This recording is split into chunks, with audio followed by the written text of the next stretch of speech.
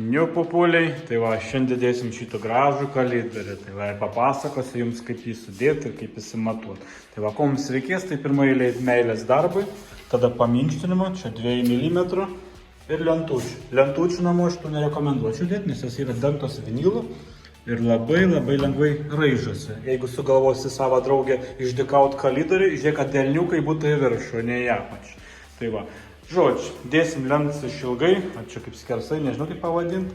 Ką mums reiks pasidaryti, reikia išsimituoti plotį, ilgį ir lentos išmeras. Lenta yra šiuo atveju 30 ant 1,2 m. Tai va, kai paskaičiuojam plotį ilgį, gaunam iš kad reikės 6,6 lentą sudėti iš pločio. Ir va, iš ilgį tingėjau skaičiuoti, tai kaip Dievas duos. Taip, pirmas žingsnis, ką mums reikia padaryti įsimatavus, tai pasitiest paklotą.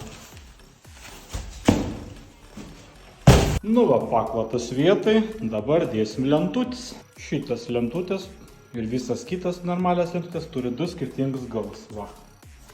Ir šitų galiukų reikia remti prie sienas, nes į tą galiukų įsikiša kitą lentelę.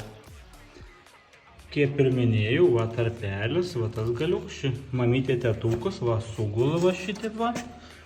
Biški iškoloką duodė po kaliuką tokį ir va, gražu. Apdulkiai lemba. Nu va, progresas yra, judam po truputį, tuoj bus baigta. Na va, 1, 2 ir baigiau, nesupraskite aišku klaidingai. Tai va, grindytės jau gatavas. Šis darbas ir lengvas, gali pasidaryti pats tiek berniukas, tiek mergaitė. Tai va, jeigu kažkas neaišku, ką sakiau, tai galite parašyti, paaiškinsiu išsamiau.